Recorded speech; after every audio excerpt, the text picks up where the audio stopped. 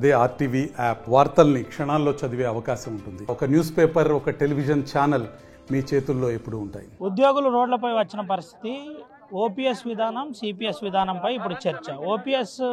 CPS విధానం ఇంకెన్నాళ్ళు అన్ని ప్లకార్డులు చూపెడుతున్న పరిస్థితి. ఓపీఎస్ విధానం కావాలని ఇటు నిరసన వ్యక్తం చేస్తున్న పరిస్థితి కనబడుతుంది. అయితే మనం కొంతమంది అధికారులతో మాట్లాడిద్దాం, అధికారులు ఏం చెప్తారో తెలుసుకుందాం. అసలు ఎందుకు రోడ్డుపై వచ్చిండ్రు, ఎందుకు కలెక్టరేట్ ముట్టడి చేసింది, ఏంది కలెక్టరేట్ ముట్టడి, అది ఉద్యోగులు. ఇప్పుడు టీజేఏసీ తరఫున ఈరోజు ఒక విద్రోహ దినంగా పాటిస్తున్నాం. ముఖ్యంగా అంటే యాజ్ ఎ పెన్షనర్గా, బీయింగ్ ఏ పెన్షనర్గా మై వాయిస్ ఈజ్ పెన్షన్ అనేటువంటిది ఒక ప్రభుత్వ ఉద్యోగి హక్కు, అది ఒక భిక్ష కాదు.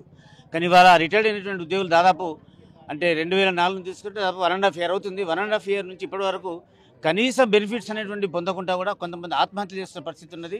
రకరకాల అప్పులకు గురయ్యారు, వీధిన పడ్డారు.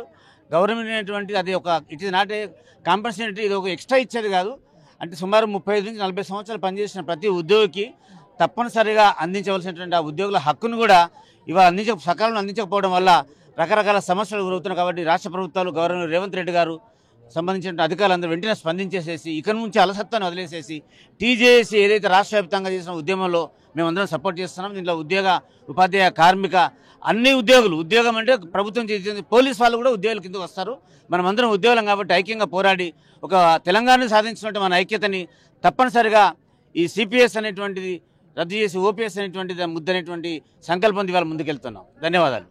ఇది పరిస్థితి. ఇంకొంతమందితో మాట్లాడించే ప్రయత్నం చేద్దాం. అయితే మనం ప్లకార్డ్ మీద క్లియర్గా చూపెట్టచ్చు, సిపిఎస్ నౌకరీ ఇంకెన్నాళ్ళు, మాకు ఇవ్వండి ఓపీఎస్ ఫలాలు అని చెబుతున్న పరిస్థితి. ఇదంతా కూడా కొంత అధికారులలో మళ్ళీ కదలిక వచ్చిన పరిస్థితి. కొంతమంది అధికారులు, మహిళా అధికారులు ఉన్నారు, మాట్లాడారు. మేడం, ఏం పేరు?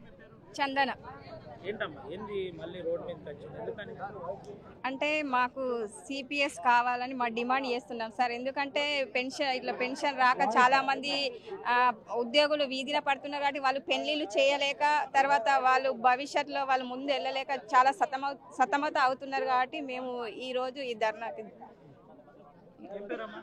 సునీత సార్. సార్, ఇది సిపిఎస్ రద్దు చేసి ఓపీఎస్ రావాలని కోరుకుంటున్నారు సార్ ఉద్యోగస్తులు.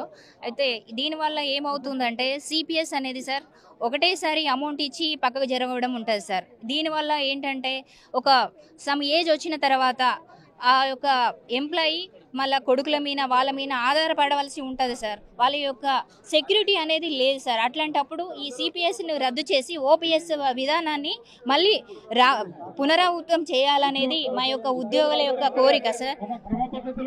అలాగే మరి ఒక ఎంప్లాయీ ఏదైనా ప్రాబ్లంలో వచ్చి చనిపోయినప్పుడు వాళ్ళకు ఎక్కడ అమౌంట్ వస్తుంది ఏంటి అనే ఒక నిరుత్సాహంతో ఉన్నారు సార్. ఓపీఎస్ అంటే అది వెంటనే ఒక సమ్ అమౌంట్ వస్తుంది. ఆ అమౌంట్ వాళ్ళ పిల్లలకు, వాళ్ళ భవిష్యత్తుకు, వాళ్ళ యొక్క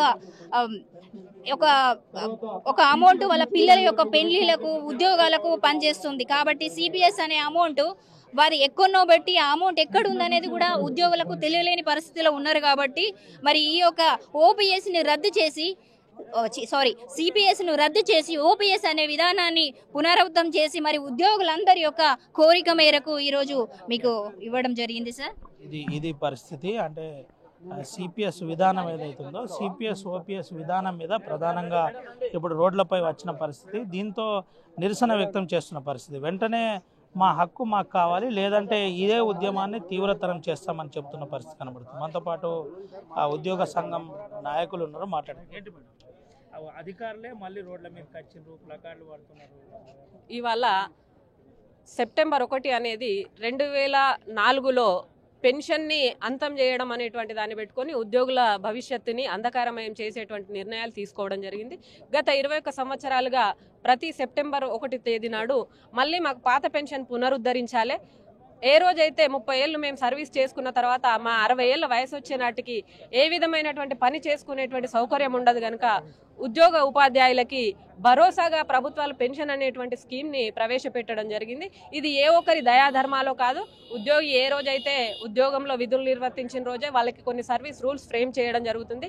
దానికి అనుగుణంగానే, ఎందుకంటే ప్రభుత్వ ఉద్యోగిగా ఒక అధికారిగా ఉన్నతమైనటువంటి స్థానం, సమాజంలో ఒక గుర్తింపు పొందినటువంటి వ్యక్తి ఏ పని చేయలేనటువంటి పరిస్థితుల్లో పిల్లల మీదనో ఇంకొక కూలీ పని చేసుకునేటువంటి విధానం ఉండకూడదు అనేటువంటిది, వాళ్ళ గౌరవాన్ని నిలపాలి అనేటువంటిది ఆ వృద్ధాప్య దశలో పెన్షన్ అనేటువంటి భరోసా కల్పించడం జరిగింది.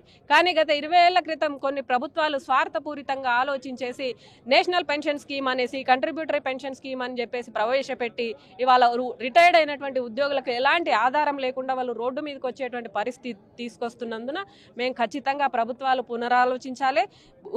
ఉద్యోగంలో ఉన్నప్పుడు ఎంత గౌరవప్రదంగా బ్రతుకుతున్నారో వాళ్ళు రేపు భవిష్యత్తులో రిటైర్ అయిన తర్వాత కూడా వాళ్ళకి అదే విధమైనటువంటి గౌరవాన్ని అందించి సమాజంలో వాళ్ళ విలువని కోల్పోకుండా మనం వాళ్ళందరికీ అండగా ఉండాలి, ప్రభుత్వం ఆ దిశగా ఆలోచించేలా అనేటువంటి ఉద్దేశంగానే ఇవాళ ఉపాధ్యాయ ఉద్యోగ కార్మిక పెన్షనర్ల సంఘం అందరి పక్షాన కూడా ఏదైతే ఈ కాంట్రిబ్యూటరీ పెన్షన్ విధానాన్ని రద్దు చేయాలనేటువంటి నినాదంతో ఇవాళ రోడ్డు మీదకి రావడం జరిగింది.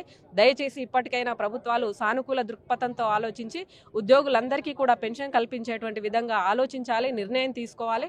మన ప్రజాప్రభుత్వం మీ అందరికీ తెలుసు, మేము ఉద్యోగుల ప్రభుత్వంగా ఉంటాం అని చెప్పేసి ఉద్యోగులు 20 ఏళ్ల నుంచి చేస్తున్నటువంటి పోరాటానికి అనుగుణంగా మేనిఫెస్టోలో పెట్టడం జరిగింది. సిపిఎస్ని రద్దు చేస్తాం, మీ అందరికీ కూడా పాత పెన్షన్ విధానాన్ని పునరుద్ధరిస్తాం, మీకు భరోసాగా ఉంటామని చెప్పారు. మేము ఇవాళ ప్రజాప్రభుత్వానికి ఇదే విజ్ఞప్తి చేస్తూ ఉన్నాం. అత్యధికంగా పని గంటలు పనిచేస్తూ తెలంగాణలోనే, మన భారతదేశంలో ఉన్నటువంటి అన్ని రాష్ట్రాల కంటే కూడా తెలంగాణ ఉద్యోగులు ఉత్తమ ఫలితాలు సాధిస్తూ ఇవాళ ప్రభుత్వాలు ఏ కార్యక్రమాన్ని తీసుకున్న సంక్షేమ పథకాలని పూర్తి కింది స్థాయిలో ప్రజలందరికీ కూడా అందజేసే విధంలో ముందంజలో ఉన్నట్లే ఇవాళ మా పెన్షన్ని కూడా పునరుద్ధరించి పాత పెన్షన్ విధానాన్ని తీసుకొచ్చి ఉద్యోగుల మనోభావాలని, వాళ్ళ భవిష్యత్తుని తీర్చిదిద్దాలని మేము ప్రజాప్రభుత్వానికి విజ్ఞప్తి.